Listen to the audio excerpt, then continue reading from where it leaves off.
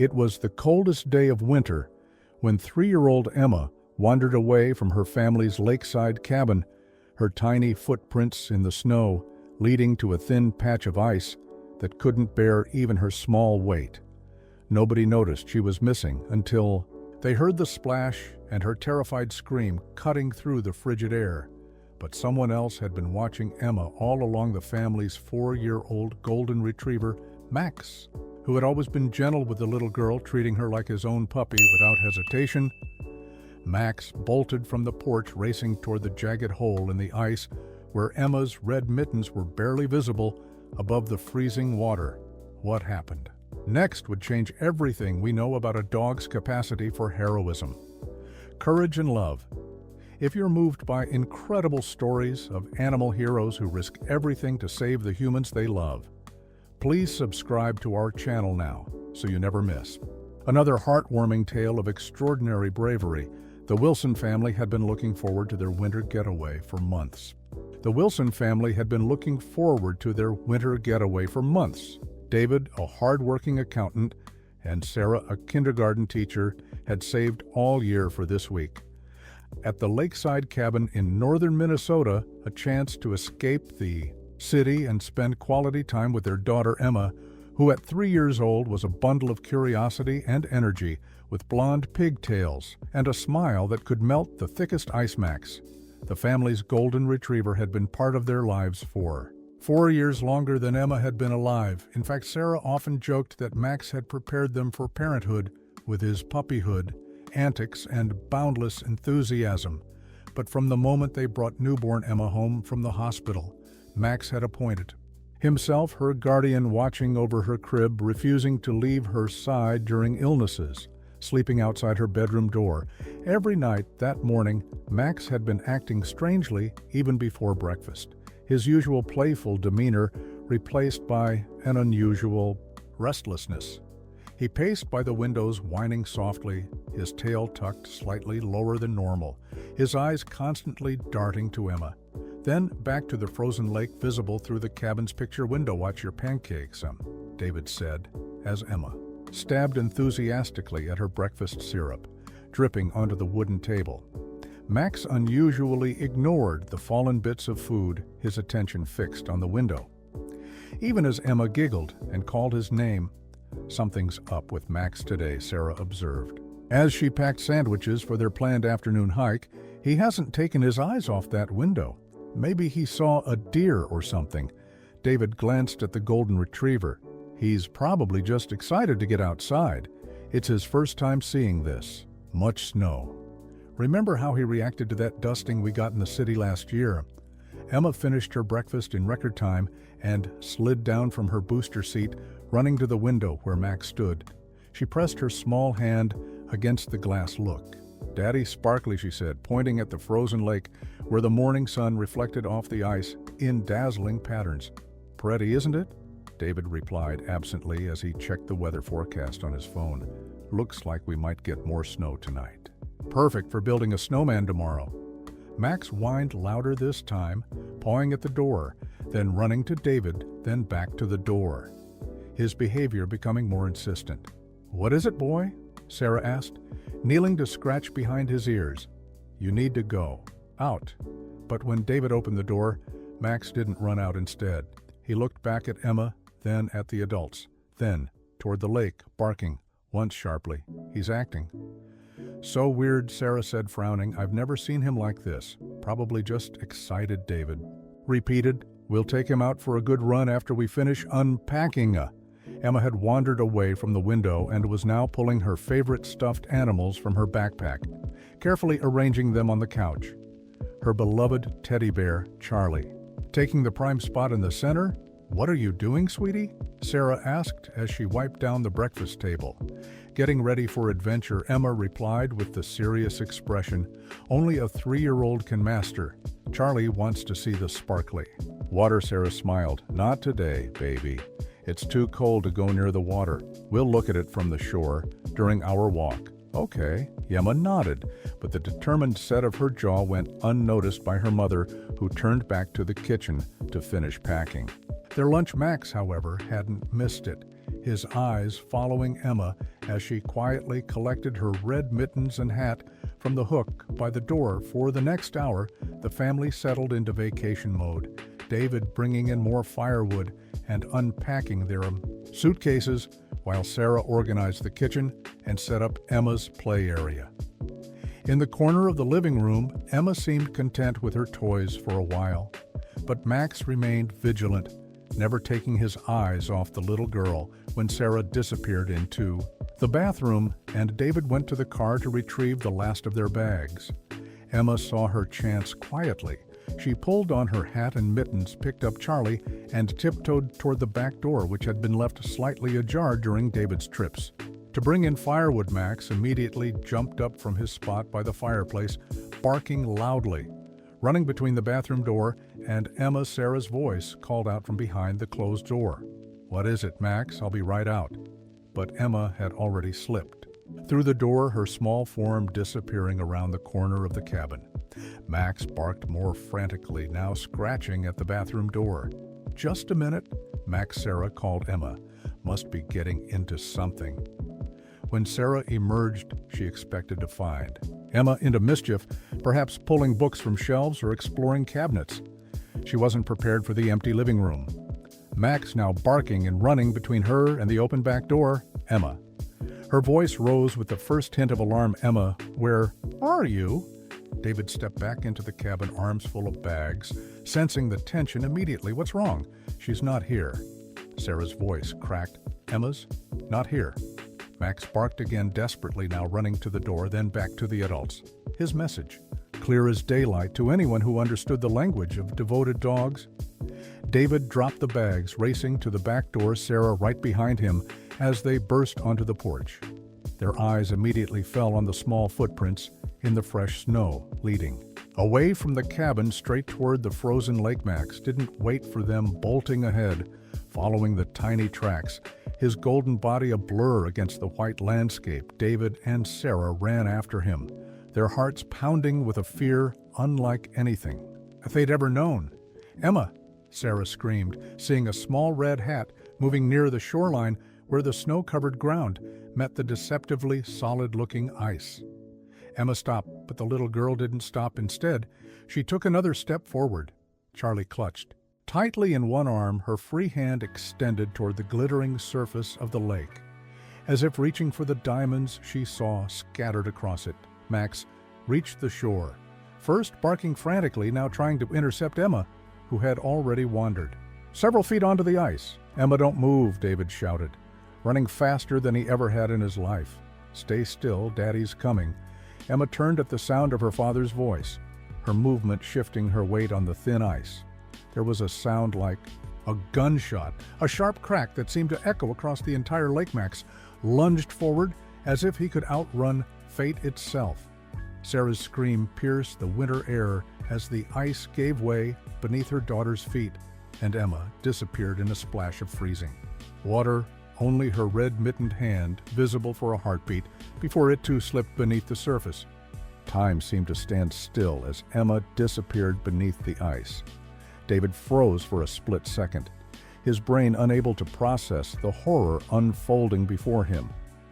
Sarah's scream echoed across the frozen landscape, a primal sound of maternal terror that seemed to shatter the very air. Max didn't hesitate. The golden retriever's powerful muscles tensed as he assessed the situation with an intelligence that transcended his canine nature. His eyes locked on the place where Emma had vanished, the ice. Around the hole already beginning to crack further, Emma, David's voice returned as he lunged forward, only to have Sarah grab his arm. "The ice," she gasped, "it won't hold you." David looked down at his heavy frame compared to Emma's tiny body. She was right. If the ice had broken under Emma's weight, it would never support him. He'd fall through before reaching her. They needed a rope, a branch, something to extend to her. But there was nothing nearby, nothing but trees too far away, and time was running. Out. Max barked once sharply, then bolted toward the ice, his paws spreading wide instinctively to distribute his weight, his golden body moving with surprising speed across the treacherous surface. "Max, no." Sarah cried, but the dog was already halfway. to the hole, moving with purpose, each step carefully placed. David spun around desperately, scanning the shoreline for anything he could use. Precious seconds, ticking by Emma under the freezing water, each moment critical. He spotted a fallen branch and raced toward it, dragging it back to the edge of the ice. The hole where Emma had disappeared was now a dark void surrounded by spiderweb cracks that spread outward. With each passing second, Max had reached the edge of it, circling carefully. His body low to the ice, his eyes scanning the dark water. "She'll come up," David said frantically. "She has to come up. Kids have air in their lungs." She'll come up, but the surface remained undisturbed except for small ripples emanating from the hole. Sarah had collapsed to her knees at the shoreline, her hands pressed against her mouth, her entire body shaking with terror and helplessness. Suddenly, Max barked excitedly, his front paws scrabbling at the edge of the hole, his head dipping toward the water. As if he'd seen something, the movement caused more ice to break away, widening the opening. "There," David shouted, pointing. "I saw her hunt. A small red mitten had briefly surfaced before disappearing again." Max didn't wait for further confirmation. With a courage that defied instinct, the golden retriever launched himself into the frigid water. No, Sarah screamed, but it was too late. Max had disappeared beneath the surface. Following Emma into the deadly cold, David moved onto the ice, testing it. With his weight, the branch extended before him, the wood creaking dangerously beneath his feet. "Stop, David, you can't, both of you," Sarah pleaded. "We need help." She fumbled for her phone, her fingers numb with cold and fear, dialing 911 with trembling. "Hands, dispatch, what's your emergency?" a calm voice answered her daughter. David heard Sarah's broken explanation between sobs fallen through ice. "Golden Lake cabin, 3 years old. Our dog went in after her. Please, hurry, please." David inched further onto the ice, ignoring the ominous cracking sounds beneath his feet, his eyes fixed on the dark hole where both Emma and Max had vanished. "Come on, boy," he whispered. "Bring her up. Bring her up." 20 seconds had passed. 30, 40. The human brain begins to suffer damage after 4 to 6 minutes without oxygen. But the freezing water would slow, Emma's metabolism possibly extending. That window, hypothermia, would set in almost immediately, slowing her heart rate, reducing her oxygen needs. It was her only chance. David knew this from a wilderness first aid course he'd taken years ago, facts that now raced through his mind as he stared helplessly at the hole. Suddenly the water churned and Max's head broke the surface, the golden retriever gasping for air. But he wasn't alone. Clutched gently in his mouth was the collar of Emma's snowsuit, the little girl's face still submerged. David lurched forward, the branch extended as far as he could reach. "Max, Max, here, boy." The dog's eyes locked with David's. Intelligent, determined, the golden retriever began to swim, pulling Emma's limp form through the water toward the edge of the hole. But the ice kept breaking under his paws each time he tried to climb out, widening the hole but also creating a path. David lay flat on the ice, now distributing his weight, dropping the branch and removing his scarf instead. "Come on, Max," he called, extending the scarf toward the dog. "Use this." From the shore, Sarah watched in horrified suspense, her phone still pressed to her ear, the dispatcher asking questions she barely heard, her entire existence focused on the scene before her. Emma's small body floating now, her face turned upward but eyes closed. Max swimming strongly, despite the freezing temperature. "Help is coming," Sarah called to David. "They said 5 minutes. "We don't have 5 minutes, David thought but didn't say, continuing to inch forward despite the ice groaning beneath him. Max was only a few feet away now, but those feet might as well have been miles, the ice too thin to support David's weight. Max seemed to understand his predicament. The dog released Emma's collar momentarily, only to swim around and grip the back of her snowsuit instead, lifting her face higher above the water with visible effort. Then, with a powerful thrust of his back legs, he lunged upward, managing to get his front paws onto a slightly thicker section of ice hang. "On, boy," David encouraged, still extending the scarf. "You can do." At Max's claws scrabbled for purchase on. The slick surface, his powerful shoulders straining as he tried to pull both himself and Emma. From the water's deadly grip, the ice continued to crack but held just enough for Max to drag Emma's upper body onto its surface. She's out, Sarah cried from the shore, but they weren't safe yet. The ice beneath them continuing to splinter, Max still half in the water, Emma motionless on the precarious surface. David inched closer, ignoring the dangerous sounds beneath him, almost within reach. Now almost there behind him, Sarah screamed a warning as the ice finally gave way beneath David's weight, plunging him into the freezing water, the shock of it driving the air from his lungs like a physical blow, the cold so intense it felt like fire against his skin. Sarah's voice seemed distant now as David fought against the paralyzing cold, struggling to keep his head above water. He could see Max still on the surface, still with Emma, the dog looking back at him with those intelligent eyes getting her to shore. David gasped to Max as if the dog could understand every word. Save Emma, Max hesitated for only a moment before turning away from David back to Emma, gripping her snowsuit once more and beginning to drag her slowly toward the shore. Where Sarah waited, her arms outstretched her face, a mask of impossible choices. Her daughter, her husband, both in mortal danger. From somewhere in the distance came the wail of sirens, help approaching, but still minutes away in a situation where seconds meant the difference between life and death. The moment Max hit the water, his world transformed from crisp winter air to shocking liquid ice.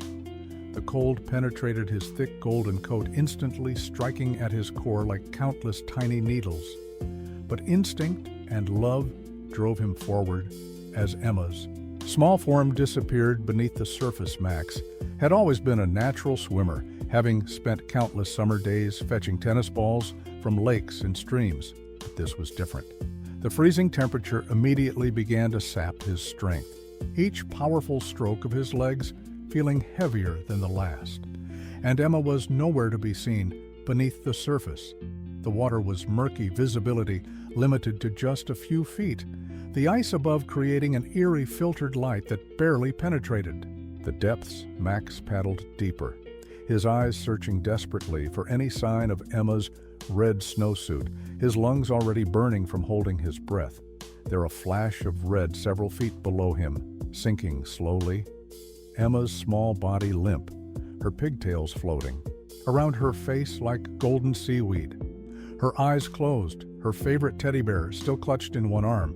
Despite everything, Max kicked powerfully, pushing himself downward against his body's natural buoyancy. The pressure in his chest intensified, his instincts screaming at him to return to the surface to breathe, but Max ignored them, driven by something stronger than self-preservation. He reached Emma just as she touched the bottom of the lake silt, swirling around her. Still form, Max gently grabbed the collar of her snowsuit in his mouth, careful not to hurt her with his teeth, then kicked with all his remaining strength, propelling them both upward toward the distant surface, the added weight making his progress agonizingly slow, his vision beginning to dim at the edges from lack of oxygen. Emma remained unconscious throughout, unaware of the desperate battle for her life taking place, her small body temperature dropping rapidly in the freezing water, each second critical, each moment, pushing her closer to a point of no return, hypothermia setting in, almost immediately slowing her heart, reducing her need for oxygen, but also bringing her closer to a sleep from which she might never wake. Max's powerful legs churned the water, driving them upward, inch by precious inch. His own body temperature falling dangerously, his muscles beginning to falter, but his grip on Emma's collar never loosening. Even as his consciousness began to fade, he could see the hole in the ice above them now, a bright spot in the gloom, so close yet so far, each kick weaker than the last. Just when it seemed his strength might fail completely, Max's head broke the surface. He gasped for air, filling his lungs with precious oxygen, his mind clearing momentarily. He pulled Emma up, ensuring her face was above water, though her eyes remained closed. Her skin alarmingly pale with a bluish tint to her lips. Max heard David's voice calling to him from the edge of the ice, saw the human inching his way toward them. Despite the cracking sounds beneath his weight, the dog understood, with an intelligence that transcended instinct, that he needed to get Emma to safety quickly. He began to swim, pulling her with him, but the edge of the ice kept breaking under his paws. Each time he tried to climb out, Max changed tactics, swimming around Emma to grip the back of her snowsuit, instead lifting her face higher above the water with each stroke. He could see Sarah on the shore. Her face, a mask of terror, could hear the distant wail of sirens, but knew help would come too late. If he couldn't get Emma out of the water now, with a powerful thrust of his hind legs, Max lunged upward, managing to get his front paws onto a slightly thicker section of ice. His claws scrabbling for purchase on the slippery surface, the added weight of Emma making it nearly impossible to pull himself up. The ice continued to crack beneath them, threatening to plunge them back into the deadly water. Max's entire body trembled with effort and cold, his golden fur, now dark and heavy with water, plastered against his frame, revealing how thin he actually was beneath his usually fluffy coat. His breath coming in visible puffs in the frigid air, but still he pulled still. He fought for Emma's life with a determination that defied explanation. With one final supreme effort, Max heaved himself and Emma partially onto the ice, her upper body now clear of the water, though the dog remained half submerged, his back leg still kicking. To maintain their precarious position, the ice beneath them groaning ominously, Emma remained unconscious, but Max could feel the slight rise and fall of her chest against his muzzle. She was breathing, still alive. Max looked toward David, who had inched closer on the ice, extending his scarf, trying to reach them, the human's face a mixture of hope and terror. Then, without warning, the ice gave way beneath David, plunging him into the freezing water. Max whined in distress, torn between the two humans he loved both, now in deadly peril. Get her to shore. David gasped to Max, "Save Emma." Something in the human's voice, something in the desperate plea, reached Max at a level beyond training, beyond even the complex bond between dog and owner. It was a father's love for his child, transcending everything else, even his own survival. Max understood in that moment what he needed to, though turning away from David, though everything in him resisted. Abandoning his owner, Max gripped Emma's snowsuit once more and began the arduous process of dragging her toward shore, toward Sarah, who waited with outstretched arms, the ice continuing to crack beneath them, but holding just enough to allow their slow progress. Max's entire world narrowed to this single task. Each movement, a battle against exhaustion and cold. Each inch gained a victory against the elements that sought to claim both him and the small human he protected. With his life, he could no longer feel his paws, his legs moving now purely on instinct and determination, his golden body trembling violently, his vision blurring. Behind them, David struggled in the water, fighting against the paralyzing cold, trying to keep his head above the surface, while watching Max's heroic effort to save Emma. The father's heart torn between swimming toward his daughter or toward the shore, where he might have a better chance of survival himself, ultimately following Max's path, trying to create a broken channel through the ice that would allow him to reach solid ground. Max had covered half the distance to shore when his legs finally gave out. Collapsing onto the ice, his breathing labored, his eyes fixed on Sarah, still pulling Emma forward, now using his chin, his chest, anything that would move them. Closer to safety, the sound of cracking ice constant beneath them, a deadly reminder of how precarious their situation remained. "Stay there." Sarah called to Max, "I'm coming for you." Both Max watched as Sarah cautiously ventured onto the ice, lying flat, to distribute her weight, inching toward them. Emma's still form between them, the final gap separating life from death, safety from tragedy, closing inch by agonizing inch. Sarah inched forward on the ice, her heart pounding in her chest. every maternal instinct screaming at her to rush forward and grab her daughter. But logic prevailed, keeping her movements slow and deliberate, distributing her weight across the treacherous surface that had already claimed Emma and David, and nearly taken Max as well. Just a little further, she encouraged both herself and the exhausted golden retriever, who had somehow managed to drag Emma halfway to shore. Max's eyes never left Sarah's, though his body trembled violently from cold and exertion.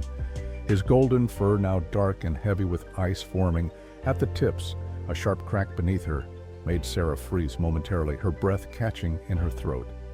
"Please," she whispered, not sure if she was praying or simply begging the universe, "let me reach them." Behind Emma and Max, David continued to struggle in the water, the initial shock giving way to a strange sense of calm as hypothermia began to take hold, his movements becoming slower. More sluggish, his mind drifting to strange places even as he fought to keep his head above water. Almost there, Sarah called to Max only a few feet, separating her from Emma's still form, the little girl's face alarmingly blue, her chest barely moving. Under her soaked snowsuit, every second critical now. From the shore came a shout, "Hello, there needs some help." Sarah glanced back to see an older man in a heavy parka running toward the lake, a coil of rope slung over his shoulder. Behind him, a woman. Presumably his wife was on a cell phone, frantically speaking to someone. "He's fallen through," the woman called, pointing toward David, the little girl too, and their dog. The man assessed the situation, immediately dropping to his knees at the shore's edge. "Sarah," he called, "how solid is the ice where you are?" "Barely holding," she replied, her voice shaking. "Can you help David first? He's been in the water longest." The man nodded, unwinding the rope and tying a quick loop in one end. "Stay where you are," he instructed Sarah, then loudly to David, "Grab this when it comes to you." "Yo." He flung the rope with practiced precision. It landed just beyond David's struggling form, the accountant's movements now so slow he seemed barely able to lift his arms. The man pulled the rope back and tried again, this time landing it closer, David's numb fingers fumbling with the loop, finally managing to get it around his chest hold tight. The man called, beginning to pull David's waterlogged body, creating a channel through the breaking ice toward the shore, the effort clearly enormous, even for the sturdy stranger whose face reddened with exertions. Era returned her attention to Emma and Max, now close enough that she could almost touch her daughter's outstretched hand. The side of Emma's favorite teddy still clutched in her small blue fingers, breaking Sarah's heart all over again. Charlie had gone into the water with her, had stayed with her through everything with a final careful movement. Sarah closed the gap between them, her fingers brushing against Emma's. Her sob of relief, audible as she gripped her daughter's arm. "I've got her, Max," she whispered to the exhausted dog. "You did it, you saved her." Max's eyes never left Sarah's, his trust in her absolute. Despite his own desperate condition, Sarah carefully pulled Emma toward her inch by agonizing inch, the ice creaking but holding. As Max watched, too exhausted to move further, from the shore came the sound of more vehicles arriving, emergency services. Finally reaching them, Sarah could hear the woman directing them toward David, who had now been pulled from the water and lay wrapped in emergency blankets.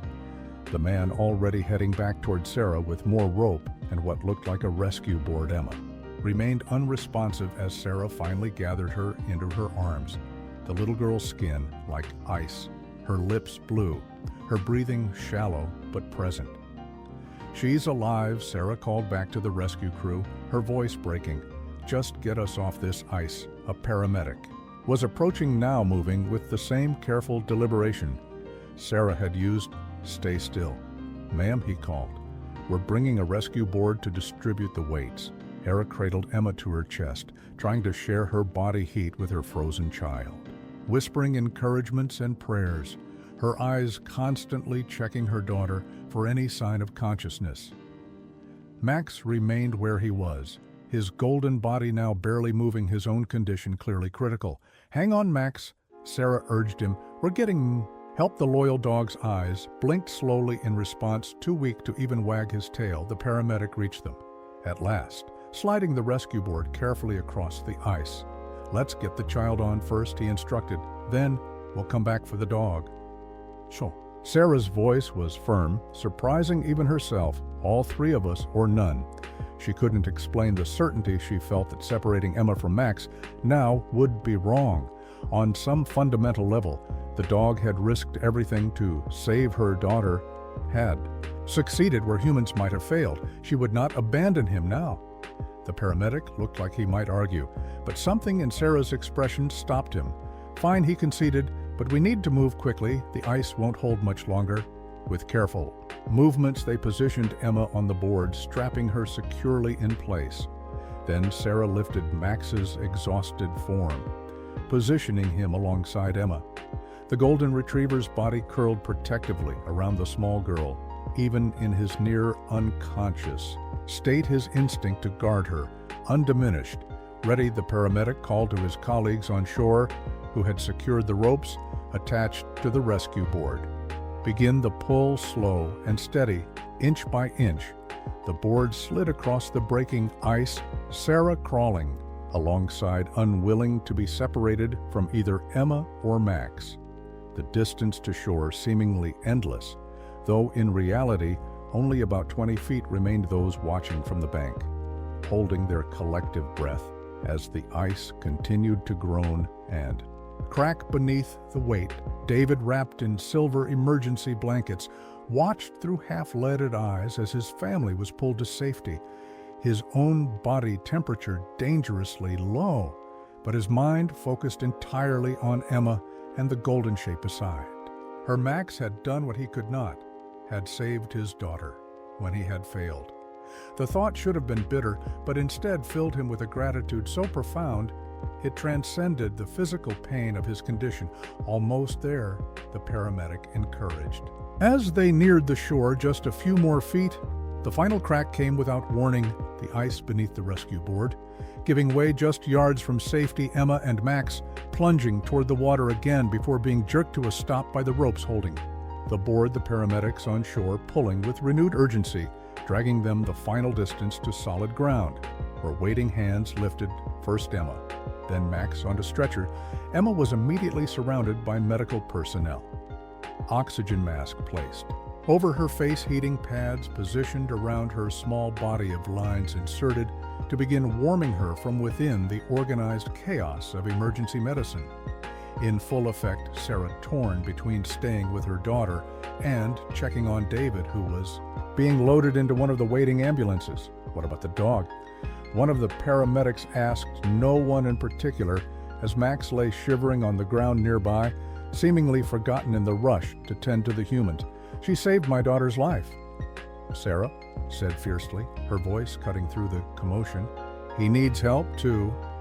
A young female paramedic nodded, breaking away from the group. "He's suffering severe hypothermia," she assessed, kneeling beside Max, who didn't even respond to her touch. "I know. A vet in town? We'll transport him with you." She decided, "We can keep him stable until we get there." As they loaded Max into the ambulance alongside Emma, Sarah finally allowed herself a moment of hope. They had all survived the ice, they had all made it to shore, but whether they would all recover remained to be seen. Emma still unconscious, Max barely breathing. David drifting in and out of awareness. The ordeal was far from over. The ambulance sped along the snow-covered roads, its siren wailing through the forest, a desperate race against time. Inside, Sarah sat beside Emma's stretcher, holding her daughter's small hand, while monitoring Max, who lay on a makeshift bed on the floor. The golden retriever wrapped in thermal blankets, an oxygen mask modified to fit his muzzle. His breathing shallow but persistent. How much longer? Sarah asked the paramedic, who was checking Emma's vital signs for the third time in as many minutes. "About 25 minutes to the regional hospital," the woman replied, "the closest facility equipped to handle severe hypothermia cases, especially in a child." Her voice professional, but her eyes betraying her concern as she noted Emma's core temperature, still dangerously low despite their warming efforts.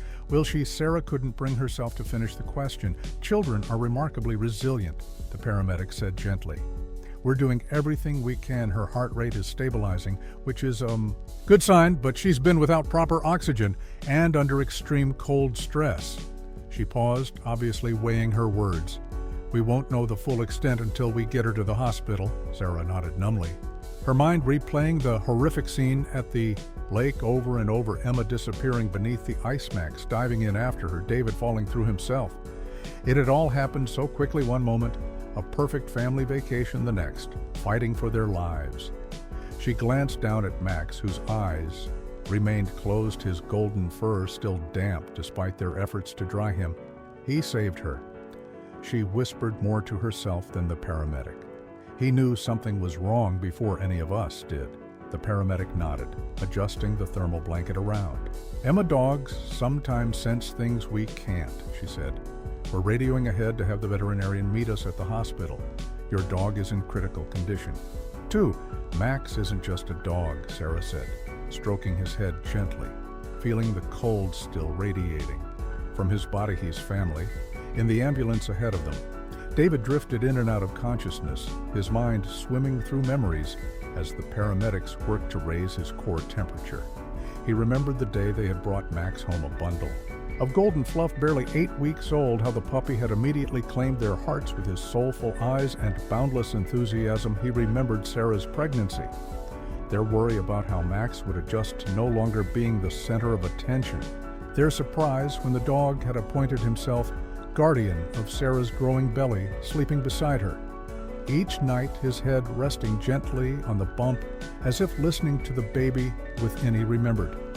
Bringing Emma home from the hospital, Max's careful inspection of the tiny bundle, his immediate acceptance and protection, the way he would alert them when Emma cried, even before they heard her themselves. The countless nights the dog had slept outside her nursery door, Max had loved Emma.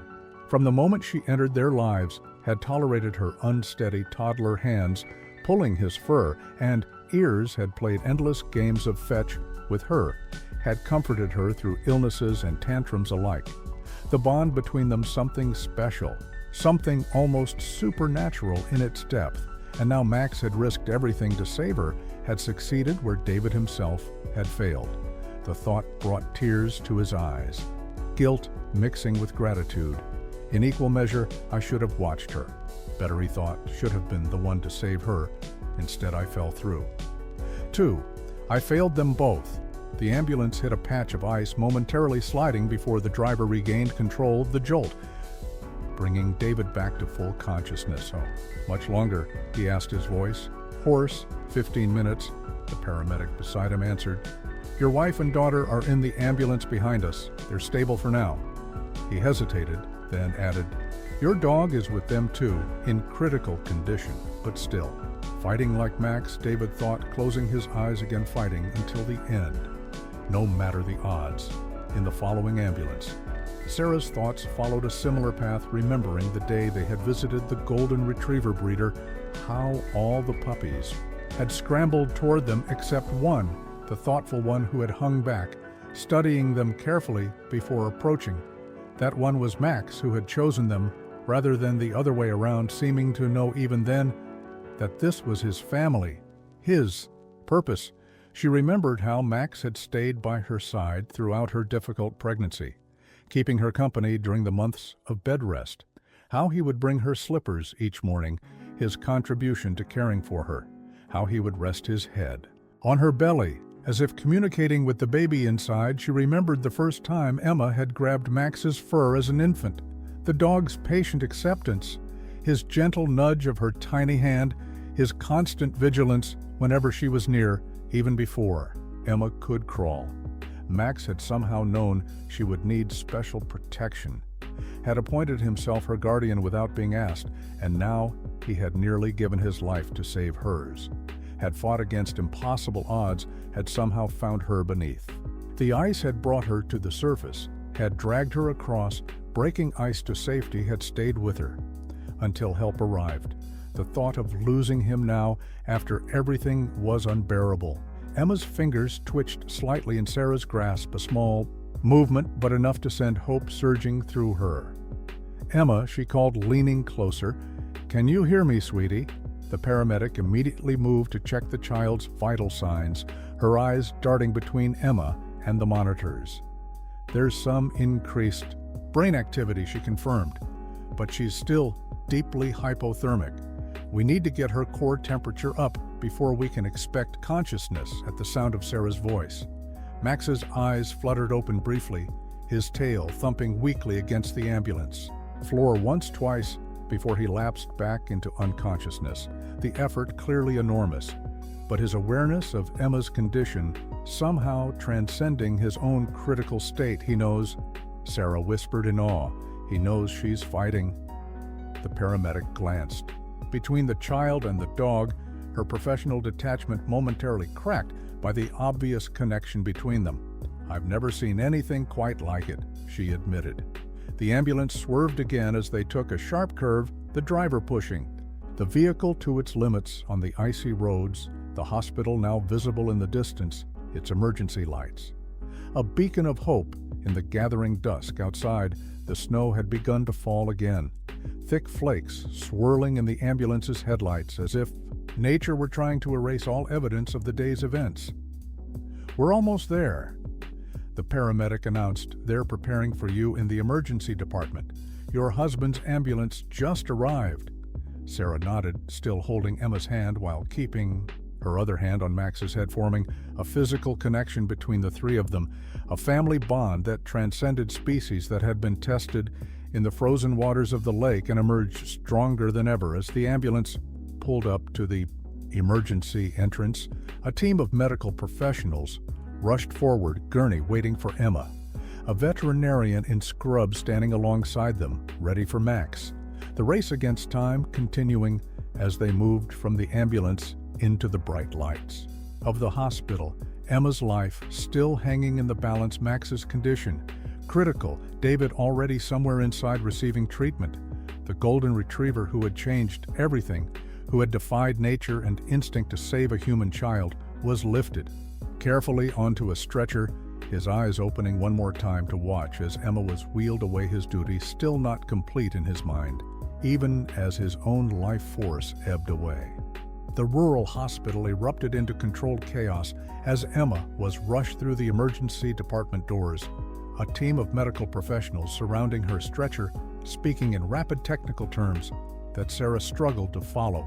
Core temperature still at 89 degrees, beginning active rewarming protocols, possible cardiac arrhythmias, monitor for cerebral edema, need to stay with her, Sarah insisted as a nurse gently but firmly directed her to the waiting area. "The doctor needs space to work with your daughter," the nurse explained, her voice kind but brooking no argument. "We'll update you as soon as there's any change.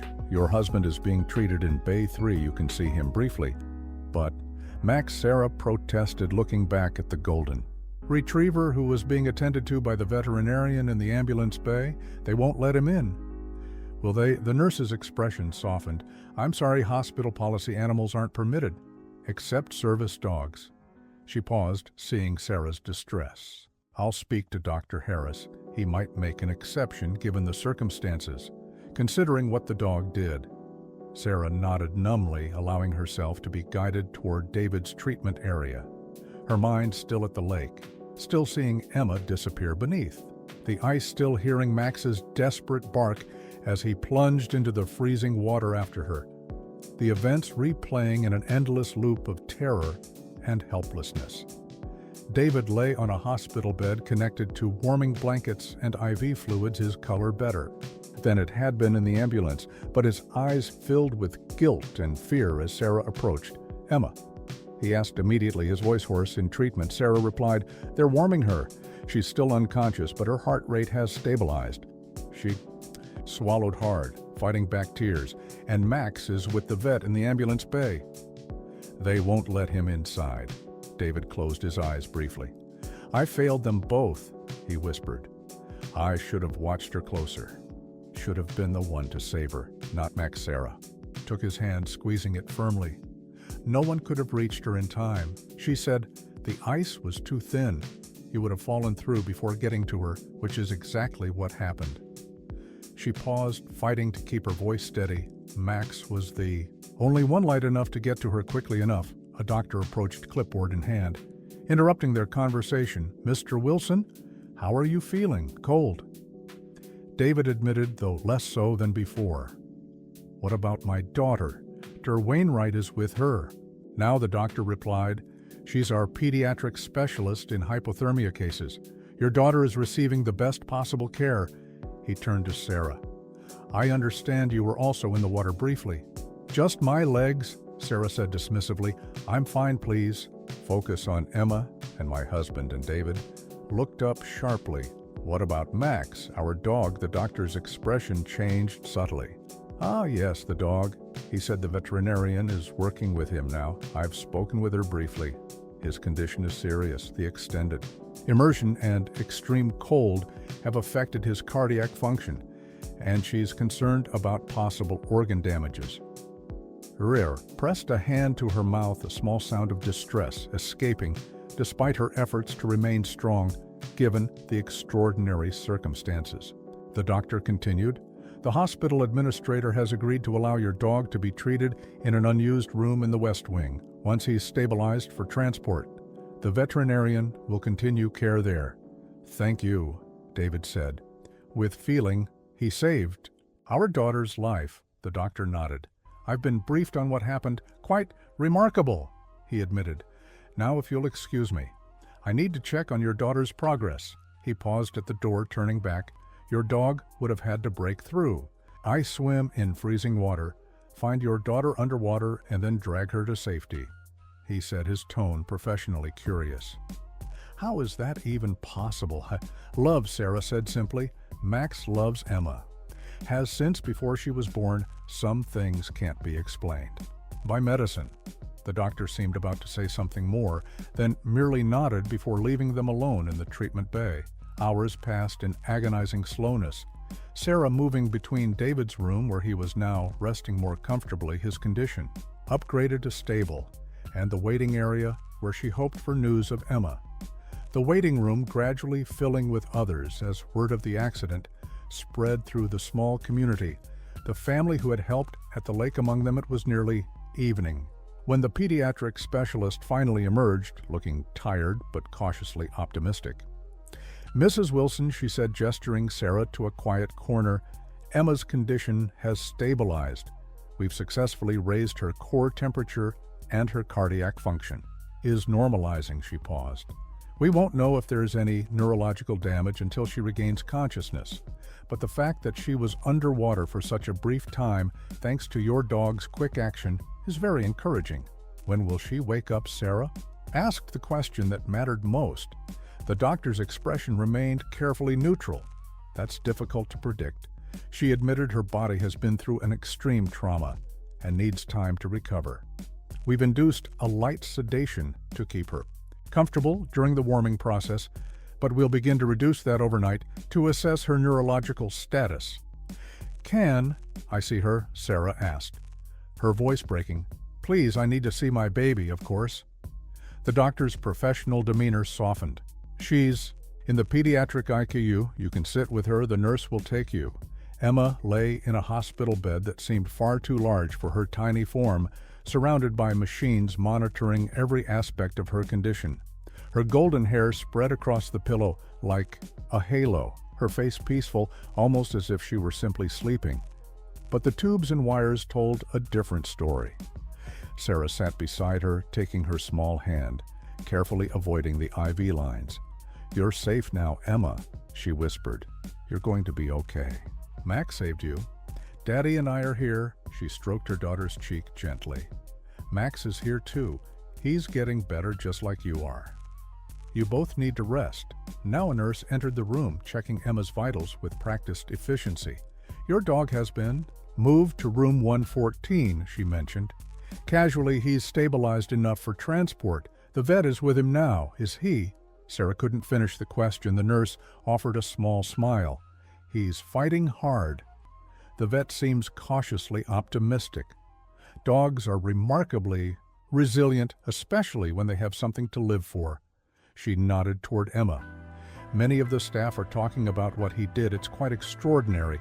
Sarah sat with Emma for another hour, whispering encouragement and stories until the nurse suggested she take a break, get some coffee, maybe check on Max. We'll call immediately if there's any change. She promised. Room 114 was at the end of a quiet corridor, a handwritten sign on the door reading Canine Patient Authorized Personnel Only. Inside, Max lay on a makeshift bed created from blankets on a gurney.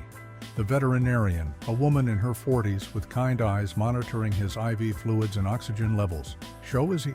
Sarah asked from the doorway. Afraid to hope Dr. Foster, the veterinarian, looked up with a tired smile. "Better than expected. Actually, he's responding well to treatment. His core temperature is almost normal, and his cardiac function is stabilizing." She gestured Sarah into the room. "He's a fighter." Max's eyes were closed. His breathing steadier than it had been in the ambulance, though still shallow. His golden fur had been dried and brushed his paws bandaged where the ice had cut them. "Can he hear me?" Sarah asked, approaching the bed slowly. "Absolutely," the vet confirmed. Dogs often respond to familiar voices even when sedated. Sarah stroked Max's head gently, feeling the familiar softness of his fur. "You saved her, Max," she whispered. "You brought our Emma back to us. Thank you seems so inadequate, but thank you. We love you so much." At the sound of her voice, Max's tail thumped weakly against the bed, once, twice, 3 times. His eyes remaining closed, but his ears twitching slightly, forward his way of saying, "I hear you, I'm still here." "Remarkable," Dr. Foster said softly. "Watching the interaction, his vitals improve when you speak to him." She hesitated. "I don't want to give false hope, but if he continues to respond this well overnight, I believe he has a good chance at recovery." Sarah nodded, tears flowing freely now. Overwhelmed by the events of the day, by how quickly life could change, by how close they had come to losing everything, and by the extraordinary courage of the golden retriever who had risked everything to save their daughter. A nurse appeared in the doorway. "Mrs. Wilson," she said quietly, "your daughter is showing signs of waking up." Sarah rushed back to Emma's room, her heart pounding with equal measures of hope and fear. The pediatric ICU quiet, except for the steady beeping of monitors and the soft footsteps of nurses moving between patients. Dr. Wainwright was already there, checking Emma's pupillary response with a small penlight. "Their eyelids are fluttering," the doctor explained, "and she's showing increased responsiveness to stimuli, which are good signs, but Sarah," she added with gentle caution, "she may be confused or disoriented when she wakes. This is normal after what she's been through." Sarah nodded, taking her position at Emma's bedside, grasping her daughter's small hand, which felt warmer now, more like the Emma she knew rather than the blue-tinged ice cold. "Child," they had pulled from the lake. "Emma, sweetie," she called softly. "It's Mommy, can you hear me?" For several long moments. There was no response. Then Emma's fingers twitched slightly in Sarah's grasp, her eyelids fluttering more actively now before slowly opening, revealing confused blue eyes that darted around the unfamiliar surroundings. "Mommy." Her voice was barely a whisper, cracked and weak, but the most beautiful sound Sarah had ever heard. "I'm here, baby, right here." Sarah's voice broke as she leaned closer, tears flowing freely now. Emma's recognition of her sweeping away hours of terror and uncertainty with a single word. Emma's brow furrowed with concentration, her thoughts clearly moving slowly. "Charlie," she asked. "Where's Charlie?" It took Sarah a moment to realize Emma was asking for her teddy bear, the stuffed animal she'd taken with her onto the ice. The one that had gone into the freezing water with her had somehow stayed clutched in her small fingers throughout the entire ordeal. Drying out, Sarah improvised, unwilling to tell Emma that the waterlogged teddy was probably ruined beyond repair. "He got very wet, but he's okay." Emma seemed to accept this, her eyes drifting around the room, taking in the medical equipment before asking him the question that made Sarah's heart contract. "Max." "Where's Max?" "He's resting in another room," Sarah explained carefully. "He got very cold helping you, but the nice animal doctor is taking care of him." Emma's eyes filled with tears, suddenly remembering he'd jumped in the water. she said, her voice stronger now. "He found me when it was dark and cold." Sarah nodded, unable to speak, past the lump in her throat, amazed that Emma remembered any of the traumatic experience. "I want to see him," Emma insisted, her voice taking on the stubborn tone Sarah knew so well. "Soon, sweetie," Sarah promised. "When you're both feeling better." Dr. Wainwright had been observing the exchange with professional interest. "This is very good," she said, stepping closer. "Emma, can you tell me how many fingers I'm holding?" Emma squinted at the doctor's hand. "3, she answered correctly. "Excellent." The doctor smiled. "And what's your full name?" "Emma Grace Wilson," Emma replied, her voice tired but clear. Dr. Wainwright nodded, looking pleased. "These are all very encouraging signs," she told Sarah. "We'll continue to monitor her closely, but her neurological function appears intact." She turned back to Emma. "You're a very brave girl, Emma. I need you to rest. Now, your body needs to heal." Emma's eyes were already drooping, tired from even this brief interaction, but she fought to keep them open. "Max," she repeated, "needs me. We'll bring him to see you as soon as possible," Sarah promised, stroking Emma's hair back from her forehead. "I promise now." "Sleep, sweetheart. We'll be right here."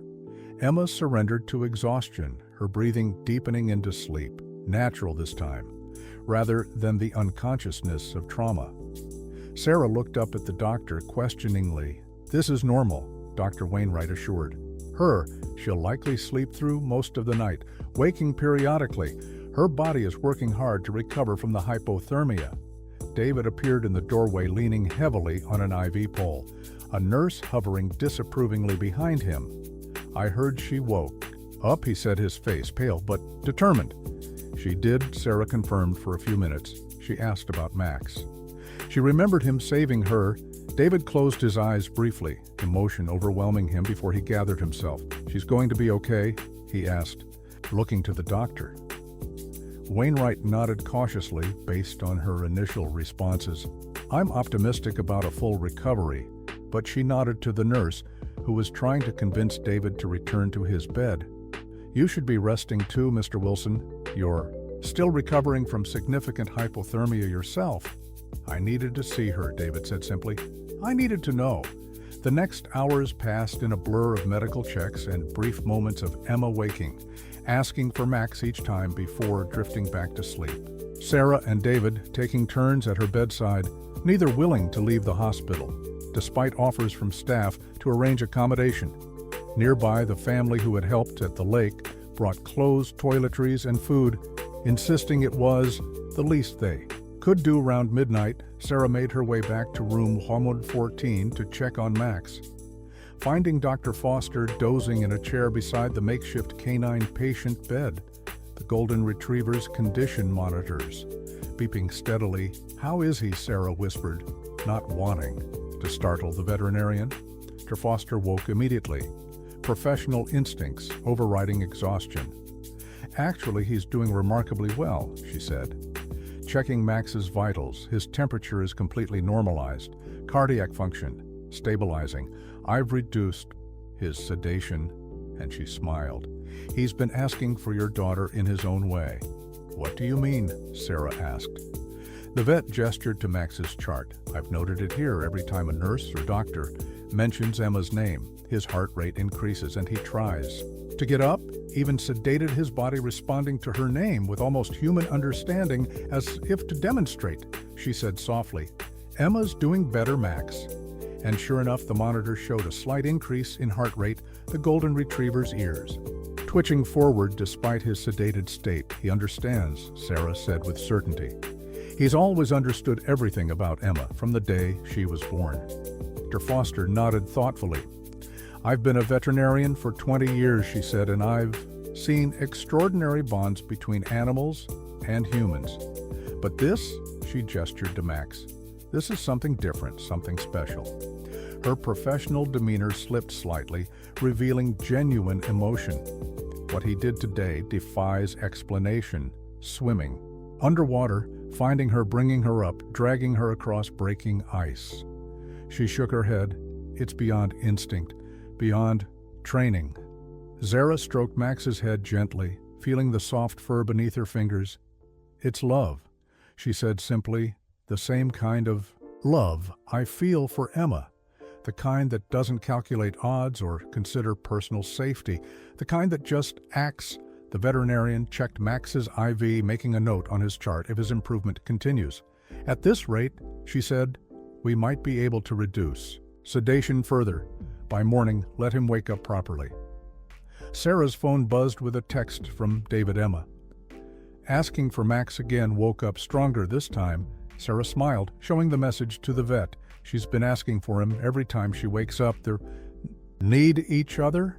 Dr. Foster observed it might help them both heal faster. "I'll speak with Dr. Wainwright about a supervised visit once they're both stable enough." As if he understood, Max's tail thumped weakly against the bed, his breathing deepening, the monitor showing improved oxygen levels. Sarah leaned close to his ear, whispering the message she knew would matter most to him. Emma's, "Okay, Max, she's asking for you. She's going to be fine because of you." Throughout the hospital, news of the extraordinary rescue had spread. Nurses, doctors, orderlies, all stopping by Emma's room or Max's to witness the miracle for themselves. The story growing with each retelling. The golden retriever who had broken through ice swum in freezing water, located a drowning child underwater and brought her to safety, becoming something of a legend in the small rural facility. Around dawn, Emma woke again, more alert this time, sitting up slightly in bed. "Where's Daddy?" she asked. "Right here, sweetheart," David answered from the chair beside her bed where he'd been dozing. "I'm not going anywhere." Emma studied him, her blue eyes serious. "I fell in the cold water." She said it was dark and scary. David nodded, fighting tears. "Yes, you did? That was very scary." Max jumped in. Emma continued, her young mind processing the traumatic events in her own way. "He found me in the dark water. He pulled me out." "That's right," David confirmed. "He saved you." Emma was quiet for a moment, then asked with the simple directness of a child, "Is Max a hero, Daddy?" David smiled through his tears. "Yes, Emma," he said, with absolute certainty. "Max is a hero, the bravest hero I've ever known." Satisfied with this answer, Emma settled back against her pillows. "I want to see him now," she said, the statement somewhere between a request and a demand. "Soon, baby." David promised, "as soon as the doctors say it's okay. Both of you need to rest and get better." First, Emma's eyes were already closing again. "Max needs a special hero medal," she murmured as she drifted back to sleep. "A medal, like in my storybook." David watched his daughter sleep, overwhelmed by how close they had come to losing her, and by the extraordinary dog who had changed everything. Max did need a medal, he thought, and much more than that he deserved. A lifetime of love and care and recognition for what he had done, an ordinary family pet who had proven himself to be anything but ordinary outside the hospital window. The sun began to rise on a new day, Emma stable and improving, Max fighting his way back to health, the worst behind them, though the journey to full recovery still ahead. The golden retriever's heroism had not only saved Emma's life, but had transformed the Wilson family forever, binding them together in ways they were only beginning to understand. 36 hours after the accident, Emma's condition had improved dramatically. Her core temperature fully normalized, her vital signs stable, her periods of wakefulness growing longer and more coherent.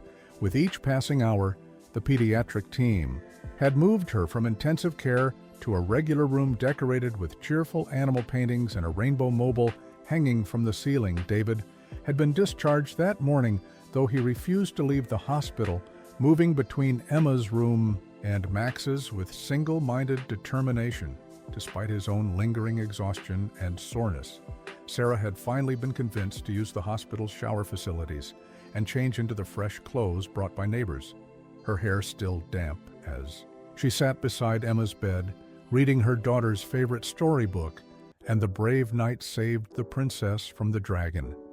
Emma recited from memory, knowing the story by heart. Just like Max saved me from the cold waters. Era paused in her reading, struck by Emma's matter-of-fact comparison. "Yes, sweetheart," she agreed just like that. Emma sat up straighter in her bed, looking stronger than she had since the accident. "I want to see Max now," she declared, her voice taking on the stubborn tone that both Sarah and David knew well. "I need to thank him for saving me." Sarah exchanged glances with David, who had just entered the room carrying 3 cups of hot chocolate, balanced carefully on a tray. "We've asked the doctors." "Emma," he said, setting the tray down there thinking about it. "That's actually why I'm here," Dr. Wainwright said. Appearing in the doorway behind David, her clipboard tucked under one arm. "I've spoken with Dr. Foster about Emma's request." Emma's face lit up with hope. "Can I see Max?" she asked directly. "Is he better now?" Dr. Wainwright approached the bed, checking Emma's vitals with practiced efficiency while answering. "Max is doing much better," she confirmed, "and Dr. Foster believes a short visit might actually be beneficial. For both of you." She looked to Sarah and David for permission. "We could bring him here for 15 minutes, if you agree." "Yes, please," Emma exclaimed before her parents could respond, her enthusiasm bringing a smile to the doctor's face. David nodded. "We've been hoping this would be possible," he said. "Max and Emma have a special bond." Dr. Wainwright made a note on her chart. "I'll coordinate with Dr. Foster," she said. "We can arrange the visit for this afternoon, assuming Emma's vitals remain stable." She paused, looking at Emma with professional interest. "You remember what happened at the lake?" Emma nodded, her expression suddenly serious. "I was looking at the sparkly ice," she said. "I wanted to show Charlie." She hugged the replacement teddy bear a nurse had brought her, the original still waterlogged and undergoing restoration attempts by the hospital staff. "I went on the ice, even though Mommy said not to," and then Sarah prompted gently. When Emma fell silent, the ice broke. Emma continued, her voice smaller now. "And I fell in the water. It was so cold and dark," she shuddered at the memory. "I was scared. Then Max jumped in. He found me in the dark water. He pulled me up." She demonstrated with her hands, making a pulling motion. "He saved me like a real hero." "Remarkable," Dr. Wainwright murmured, making notes. Most children Emma's age wouldn't retain such clear memories of a traumatic event, especially one involving hypothermia and potential drowning. "Is that unusual?" Sarah asked, concerned. The doctor considered. Her answer, actually, in this case, "It's encouraging," she explained it, "suggests Emma didn't experience significant oxygen deprivation, which is our primary concern with near-drowning incidents." She smiled reassuringly at Emma's clear memories and coherent narrative indicate her cognitive function was preserved. Later that afternoon, Dr. Foster appeared in Emma's doorway, pushing a wheelchair in which Max sat upright, alert, though visibly tired, his golden fur freshly brushed, a bandage on one paw, and IV port still taped to his foreleg. Emma's patient for a special visit. She announced, her expression warm as she watched Emma's face light up with joy. "Max." Emma called, holding out her arms. The golden retriever's reaction was immediate, his entire body quivering with excitement, his tail wagging so hard it seemed in danger of detaching from his body. He whined softly, straining toward Emma despite his weakness. "Careful now," Dr. Foster cautioned, as David lifted Max from the wheelchair, placing him gently on Emma's bed. "He's still recovering." But Max needed no reminder of gentleness, approaching Emma with exquisite care. His movements slow but deliberate, his eyes never leaving her face. He sniffed her thoroughly from head to toe, as if conducting his own medical assessment, before settling beside her with a deep sigh, his head resting protectively on her lap. "You saved me," Emma said, wrapping her arms around his neck, burying her face in his fur. "You jumped in the cold water and found me." "You're my hero, Max." The adults watched in amazement as Max's entire demeanor changed at Emma's touch. His vital signs displayed on the portable monitor Dr. Foster had brought, actually improving his oxygen levels, increasing his heart rate, stabilizing it. Was as if Emma's presence was healing him more effectively than any medical intervention. "Fascinating," Dr. Wainwright whispered to her veterinary colleague. I've never seen anything quite like this." Foster nodded, checking Max's readings. "It goes both ways," she observed. "Look at Emma." The little girl's color had improved, her eyes brighter, her movements more energetic as she stroked Max's golden fur, telling him about her hospital room, about the nice doctors and nurses, about the ice cream she'd been promised when she felt better. The bond between child and dog palpable in the room, a connection that transcended ordinary understanding. "I've read research studies about the healing power of the human-animal bond," Dr. Foster said quietly to us parents and medical staff observing from the doorway. "But this is extraordinary. Their physiological responses to each other are measurable." Zara wiped away tears, watching the reunion. "They've been this way since she was born." She explained he appointed himself her guardian from day one. It's like he always knew she would need him. David stood beside his wife, his arm around her shoulders, his own eyes damp. "We owe him everything," he said simply. Max lifted his head from Emma's lap to look at David, as if understanding the weight of his words, then returned his attention to Emma, who was now showing him her new teddy bear, explaining in serious tones that Charlie had gotten very wet in the lake, just like she had. The 15-minute visit extended to 20, then 30. Neither doctor having the heart to separate Emma and Max when both were showing such marked improvement in each other's presence. It was only when Max's eyes began to droop with exhaustion that Dr. Foster finally intervened. "Time to let Max rest, Emma," she said gently. "He's still healing." But Emma's face felt her lower lip trembling. "When will I see him again?" "Tomorrow," Dr. Foster promised. "If you both continue to improve, maybe for a little longer." Max seemed reluctant to leave despite his obvious fatigue, requiring gentle coaxing from David to return to the wheelchair, his eyes remaining fixed on Emma until he was wheeled from the room. That night, Emma slept peacefully for the first time since the accident, clutching her replacement teddy bear and a golden fur collected from Max's coat that Sarah had placed in her hand down the hall.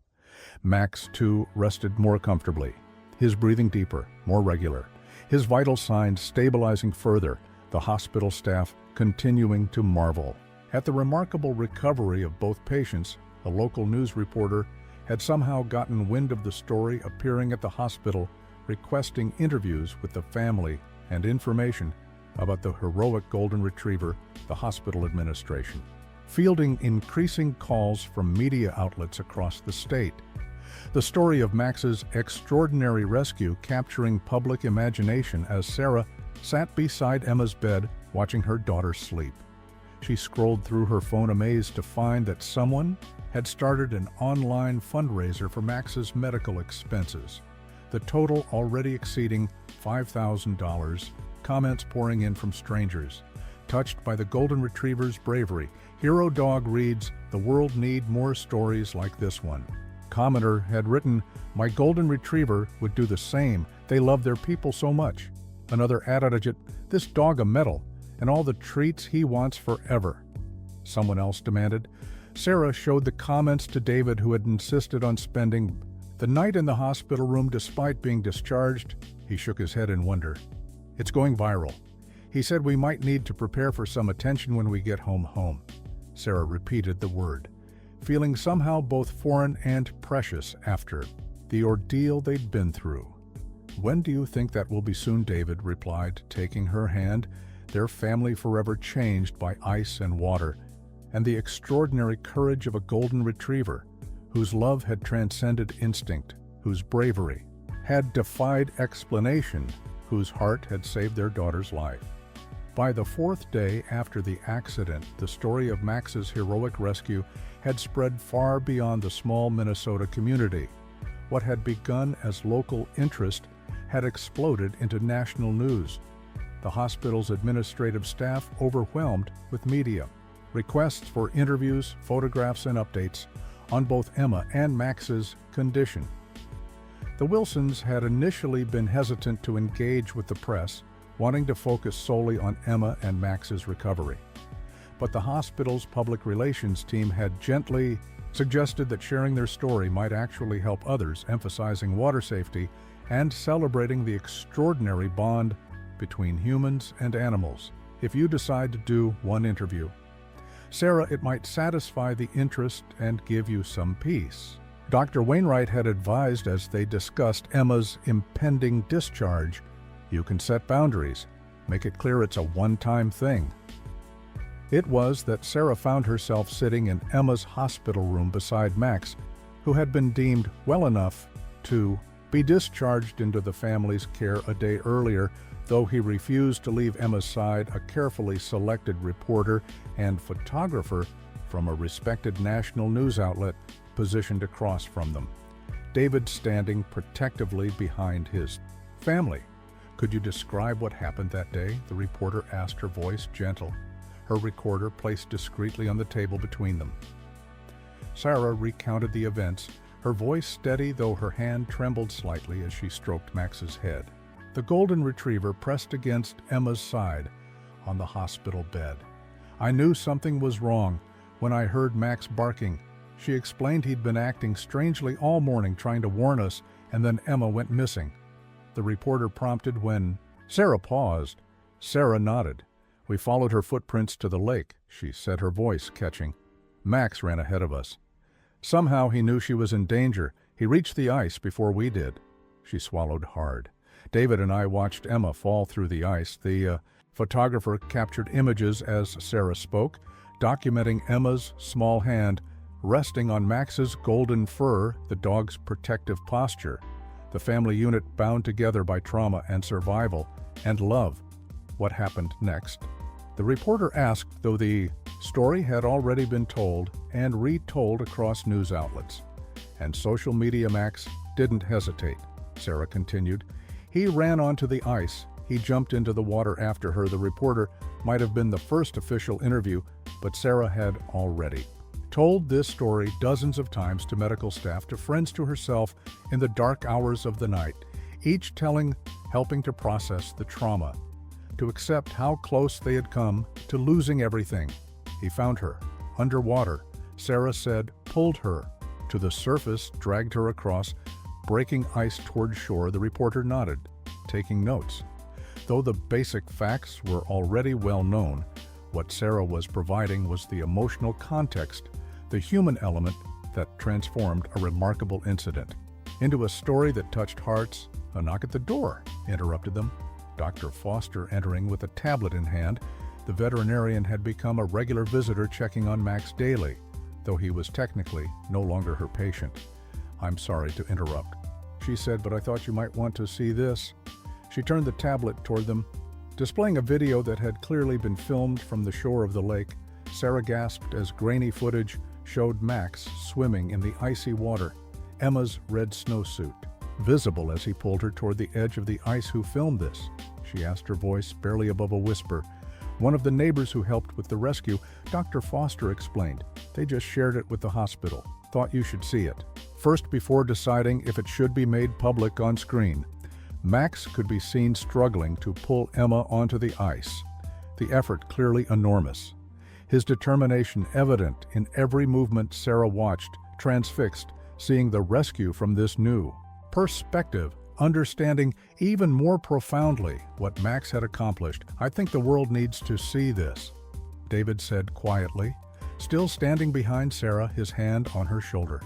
It might help other families be more careful around ice. It might save lives. The reporter, who had been watching silently, leaned forward. If you're comfortable sharing this footage, she said gently, it would make a powerful addition to your story. Emma, who had been quietly petting Max throughout the interview, looked up. He's famous now, she declared, with the simple pride of a 3-year-old famous because he's a hero. The adults exchanged smiles at her assessment. Yes, sweetheart, Sarah agreed. He is a hero. As the interview continued, Emma grew restless, eventually falling asleep against Max's side, the golden retriever remaining perfectly still despite what must have been an uncomfortable position, his eyes alert, watching the stranger in the room with cautious attention. The reporter's final question was directed at David. What do you think made Max do what he did? She asked. It goes against natural instinct for a dog to jump into freezing water to risk his own life like that. David considered his answer. Carefully. Love, he said simply. Max loves Emma, has since. She was born. He's always been protective, always watching over her. It's not something we trained him to do. It's just who he is. After the reporter and photographer left promising to share the article for approval before publication. Sarah stood at the window of Emma's hospital room watching as a small crowd of journalists and curious onlookers gathered at the hospital entrance, news of the upcoming discharge having somehow leaked. It's a bit overwhelming, isn't it? David said, joining her at the window. Sarah nodded. I never expected all this attention. She gestured toward the crowd she watched as a local TV van pulled up. Someone setting up a camera pointed at the hospital entrance. They just want a glimpse of Max. She realized he's the Steris. If understanding he was being discussed. Max lifted his head from Emma's side, his expression somehow both proud and embarrassed. If such a thing were possible in a dog. Soft knock at the door announced the arrival of Dr. Wainwright clipboard. In hand, final discharge papers ready. We've arranged for you to use the staff exit, she said with a conspiratorial smile to avoid the crowd. Thank you, Sarah said with genuine gratitude for everything. Not just this, but for Emma, for Max, the doctors. Professional demeanor softened. I've been practicing medicine for 20 years, she said, and I've never seen anything quite like Max's rescue of Emma. It's the kind of case they should teach in medical school, not just for the clinical aspects, but for what it tells us about the bonds between humans and animals. Another staff member entered, carrying a large envelope. Dr. Wainwright explained, We've had dozens of cards and letters already, she said. People who've heard about Max wanting to send their good wishes. She handed the envelope to David. There's something else too. She added, an animal behaviorist from the university has asked to meet Max. She believes his actions represent something significant in our understanding of canine cognition. David looked overwhelmed for a moment. Max has office hours now, he joked weakly. Wainwright smiled, understanding their mixed feelings about the attention. Scientists, journalists, admirers. They all want a piece of your story, she acknowledged. And it's up to you how much you share. Emma stirred on the bed, rubbing her eyes sleepily. Is it time to go home, she asked. Can Max come too? Yes, to both, Sarah assured her, gathering Emma's few belongings into a bag. Max is coming home with us right now. Whom, David repeated the word, sounding sweeter than it ever had before. Everything that matters is coming home, as they prepared to leave through the private exit. Sarah looked back at the hospital room that had witnessed so much fear and hope and healing. In the past days, somewhere beyond those walls, waited journalists and well-wishers and experts, all eager to analyze and celebrate what Max had done. But none of them could truly understand what only the Wilsons knew, that Max's heroism wasn't an anomaly or a scientific curiosity, but simply the purest expression of love, a love that had proven stronger than ice, stronger than water, stronger even than the boundary between species. The journey home from the hospital felt like entering a different world after nearly a week in the sterile confines of medical care. The familiar streets of their town looked somehow brighter, more vibrant, as if the Wilsons were seeing everything through new eyes, the perspective of those who had nearly lost it all. David drove cautiously, hyper-aware of his precious cargo. Emma securely buckled in her car seat, Max lying beside her on the back seat, his head resting on her lap. Their house, a modest two-story in a quiet neighborhood, had been prepared for their return. Neighbors had shoveled the driveway, cleared the walkway, even decorated the front door with a welcome home banner and a large paw print, a bag of Max's favorite treats. Hanging from the doorknob, Home Sweet Home, David announced as he parked in the driveway, trying to inject normalcy into a homecoming that felt anything but normal. Sarah helped Emma from her car seat while David assisted Max, who was still moving gingerly, his strength returning but his body bearing the effects of his ordeal. The golden retriever paused at the front door, sniffing carefully as if checking for any potential dangers before allowing Emma to enter ahead of him. His protective instincts, undiminished by his recent injuries, the inside of the house had been cleaned and organized in their absence. Dishes, washed laundry, folded fresh flowers on the dining table, a casserole in the refrigerator, with heating instructions taped to the lid, a kindness from their community that brought tears to Sarah's eyes. Emma walked slowly through the living room, touching her toys, her books. Her favorite blanket draped over the couch as if reacquainting herself with her life before the accident. Max, following close behind her, his eyes never leaving her for more than a few seconds. "It's the same but different," Emma declared with the simple wisdom of childhood. Looking around at her familiar surroundings, Sarah knelt beside her. "What do you mean?" "Sweetie," Emma considered this, her brow furrowed in concentration. "It feels like a long time ago," she finally said before the ice Sarah and David exchanged glances, understanding exactly what their daughter meant. The accident had created a dividing line in their lives, a before and after, that would forever mark their family history while David unpacked their few belongings from the hospital. Sarah helped Emma settle on the couch with her favorite cartoon Max, immediately jumping up beside her. Positioning himself between Emma and the edge of the couch, his body forming a protective barrier. "He won't leave her side," Sarah observed as David joined her in the kitchen. "He's been like this since the lake," David nodded, watching the pair from the doorway. "It's like he's afraid she'll disappear again," he said, his voice low, "like he doesn't quite trust us to keep her safe." Sarah touched his arm gently. "I don't think it's that," she said. "I think he just knows now how quickly things can change, how fragile it all is." She swallowed hard. "We all know that now." The first night home proved challenging, Emma waking twice from nightmares, crying out about cold water and darkness. Each time Max was already alert, whining softly, licking her tears, comforting her. Before Sarah and David could even reach her room by the third episode, the golden retriever had positioned himself directly on Emma's bed.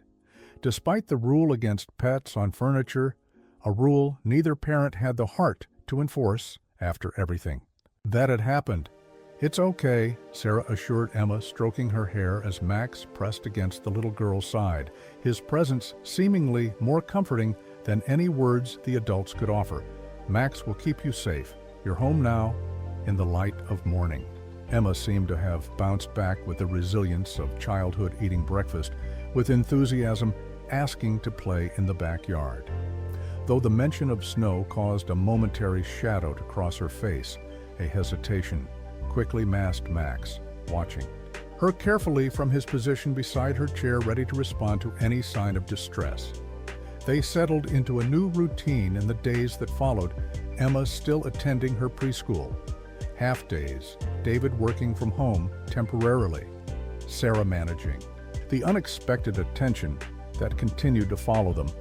The article about Max's rescue having gone viral, generating interest from television shows, book publishers, even a toy company interested in creating a stuffed animal in Max's likeness. The golden retriever's behavior had subtly changed since the accident.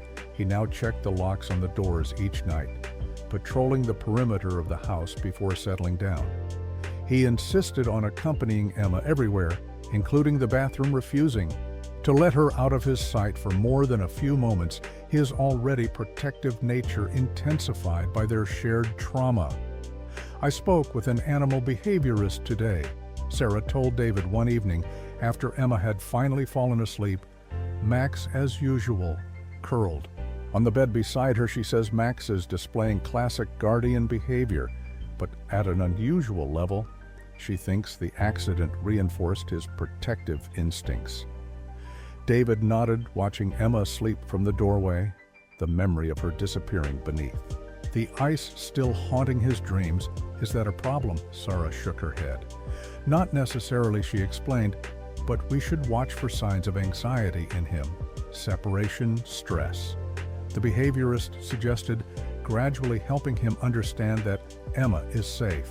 Even when he's not right beside hers, as if to contradict this, Max looked up at them from Emma's bed, his expression seeming to say, "I know what I'm doing," with such human-like understanding that both adults smiled despite themselves the following weekend. Brought the first major test, a community event, organized in Max's honor, the local fire department, having arranged a special ceremony to present the Golden Retriever with an honorary badge and the title of Honorary Rescue Dog. The mayor would be there along with local media, the event promoted as a way to educate children about ice safety while celebrating Max's heroism. "You sure we should do this?" David asked as they prepared for the ceremony, helping Emma into her best dress. Her excitement about Max's special day palpable. Zara adjusted Max's new collar, a handsome blue one purchased specifically for the occasion. "We've already agreed," she reminded him and Emma's, looking forward to it. She lowered her voice. "Besides, Dr. Wainwright thinks it might help with her processing the trauma, giving it a positive association." Max himself seemed to sense the importance of the day, sitting patiently as Sarah brushed his coat until it gleamed golden in the morning light, his demeanor serious, as if understanding he was representing something larger than himself. When they arrived at the community center, the crowd was larger than expected. Families with children holding handmade signs celebrating Max local officials in their formal attire. A table with ice safety pamphlets and information. Emma clung to Sarah's hand, suddenly shy in the face of so much attention. Max walking beside her, his posture protective yet proud. The ceremony itself was brief but moving.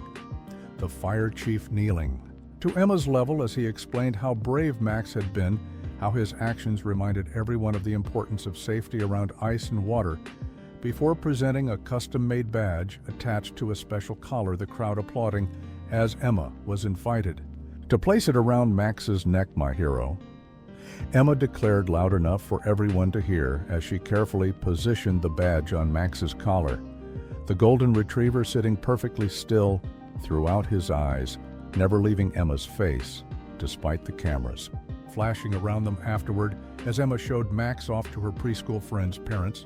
Approached David and Sarah, some offering congratulations, others sharing their own stories of remarkable dogs who had protected their families in times of crisis. "He's changed our perspective on everything," Sarah overheard David telling someone. "He's shown us what matters." Returning home that evening, Emma fell asleep in the car, still wearing her party dress, exhausted from the excitement and attention, Max watching over her from the adjacent seat, his new badge gleaming against his golden fur. "They've both been so brave," Sarah said softly as David carried Emma inside Max, following closely, his eyes tracking every movement. "I keep thinking how differently this could have ended," David nodded, settling Emma in her bed without waking her, the reality of what they'd almost lost still too painful to articulate fully.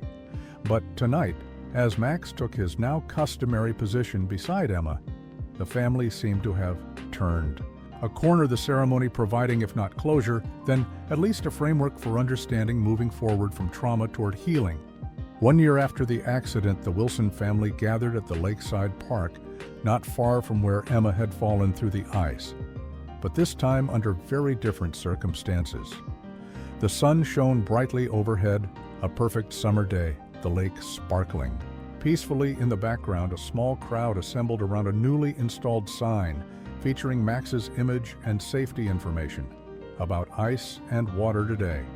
"We dedicate this water safety station in honor of a very special hero," the mayor announced, gesturing toward Max, who sat perfectly composed between Emma and David, his golden fur gleaming in the sunlight. A year older, but still vigilant, still devoted to the little girl beside him, who now proudly wore a junior water safety badge on her. Sundress Emma, now 4 years old, stepped forward with practiced confidence to pull the cord, revealing the permanent sign that bore Max's likeness alongside water safety rules and emergency information, a project funded by donations that had poured in after their story went national. "Max saved me," she announced to the assembled crowd, and now he's going to help save other kids. Two applause broke out as cameras flashed, capturing the moment for local news, the story of Max's heroism having evolved over the past year into something larger than a single remarkable rescue, becoming instead a platform for water safety education and awareness. The Golden Retriever's image, now associated with prevention programs across the state the past 12 months, had brought gradual healing for the Wilson family. Emma's nightmares becoming less frequent, though she still occasionally woke calling for Max, who remained her constant companion, her protector. Her friend, Max himself, had slowly relaxed his hypervigilance, though he still maintained a special awareness of Emma's whereabouts, still positioned himself between her and any perceived danger. Max's story had taken on a life of its own beyond the family's control. The video of his rescue now, used in water safety presentations, the stuffed toy version of him, complete with honorary rescue badge, sold in stores across the country. A portion of proceeds supporting water rescue training. For emergency services, the children's book telling his story in simplified form, a staple in elementary school libraries. But perhaps the most meaningful development had been the therapy dog program David and Sarah had established in Max's name. Golden Hearts, a nonprofit that trained dogs to visit children in hospitals to provide comfort during difficult treatments or lengthy recoveries. Max himself having become the organization's first certified therapy dog after demonstrating an extraordinary capacity for empathy and gentleness with traumatized children. He seems to know exactly who needs him most. Sarah had observed during one hospital visit, watching as Max bypassed several children to sit beside a quiet girl in the corner, who they later learned had nearly drowned the previous week. It's like he can sense who's been through something similar. After the dedication ceremony, the family walked along the lakeshore, Emma holding tightly to Max's leash. Though the Golden Retriever needed no restraint to stay close to her, David and Sarah following behind them, hand in hand, watching their daughter and her protector with a mixture of pride and lingering awareness of how differently things might have ended. "Do you ever think about that day?" David asked quietly. "The anniversary, bringing memories closer to the surface every day," Sarah admitted, though not with the same terror anymore. She squeezed his hand. "Now, I think about what we gained more than what we almost lost." David nodded, understanding exactly what she meant. The accident had reshaped their family in profound ways, forcing them to reevaluate priorities, to appreciate each moment, to recognize the extraordinary bond between a child and her dog as something sacred, something to be honored and protected. Of them, Emma had stopped to examine something in the grass, Max waiting patiently beside her, his posture relaxed but attentive, the way he always was around water, his training as a therapy dog having helped channel his protective instincts into more sustainable patterns. Though he would likely never be completely at ease near lakes or swimming pools. "Come on, Max," Emma called, running ahead. Along the path, the Golden Retriever matching his pace to hers, staying close, but allowing her the independence she needed to grow, the balance they had all worked to achieve over the past year, with help from the animal behaviorist who had become a friend and advisor. That evening, they held a small celebration at home, just the four of them, Max included, as full family member Emma presenting the Golden Retriever with a homemade card covered in glitter and crayon drawings to celebrate his heroversary. As she called it, the term having stuck, despite Sarah's attempts to suggest alternatives. "I made you a special present," Max, Emma said solemnly, as she placed a paper crown on the dog's head. "It's because you're not just a hero. You're a king of heroes." Max accepted this honor with dignity, sitting perfectly still as Emma arranged the crown between his ears, his eyes soft with devotion, as Sarah captured the moment on camera to add to the scrapbook she'd been keeping, a chronicle of their journey from trauma to healing, from fear to hope. Later, after Emma had gone to bed, Max, as always, lying across her doorway, maintaining his nighttime vigil. Despite a year of uneventful nights, Sarah and David sat together on the porch, looking at the stars. "I got a call from that researcher at the university today." David mentioned the animal cognition expert, who had studied Max's case with fascination for months. "What did she want?" Sarah asked. Though she could guess her husband's expression giving him away, they want to feature Max in a documentary. David confirmed about extraordinary bonds between humans and animals. They're calling it beyond instincts. Hera smiled, understanding the appeal. Max's story contained all the elements that fascinated both scientists and the general public alike. The seeming impossibility of what he had done, the undeniable. Evidence that he had done it, the questions it raised about animal consciousness, about love, about the connections between species. "You think we should do it?" she asked. Watching a shooting star trace across the night sky, David considered the question. "We've always said we'd share Max's story if it might help others," he said. "And it has helped spread awareness about water safety, given comfort to families going through trauma, inspired people to adopt rescue dogs." He paused. "But it's also important that Max just gets to be a dog, that Emma gets to be a regular kid inside the house." They heard the click of Max's nails on hardwood as he made his nightly patrol, checking windows and doors before returning to his post outside Emma's room. His routine, unchanged despite all the attention, all the accolades, all the changes the past year had brought. "They're never going to be entirely regular," Sarah observed with a small smile. "Not after what they've been through, not with the bond they share." David nodded, acknowledging the truth in her words. Max had never been just a dog, even before the accident, and Emma would always be the little girl who had been saved by an extraordinary act of courage and love. Their story now woven into the fabric of their community and beyond. The following morning, Emma and Max played in the backyard under Sarah's watchful eye, the little girl throwing a ball for the golden retriever, who bounded after it with joyful energy, belying his 6 years, Max returning, each time to drop the ball carefully at Emma's feet. His eyes bright with happiness, his purpose fulfilled simply by being near her, sometimes the most heroic thing, Sarah thought. Watching them together is simply being there day after day, offering love without condition or limitation. The lake incident had been dramatic, yes, worthy of news stories and ceremonies and commemorative signs. But the true heroism lay in Max's everyday devotion, the constant steady presence that had helped Emma heal, that continued to protect and nurture her, that asked nothing in return. As if sensing her thoughts, Max paused in his play, looking toward Sarah, his expression somehow conveying both wisdom and joy, before turning back to Emma, who waited with the ball raised ready for another throw, the sun catching the gold in both their hair, the child and her guardian playing together in the summer light, their shared trauma. Now just one chapter in a much longer story of connection and love, and remarkable.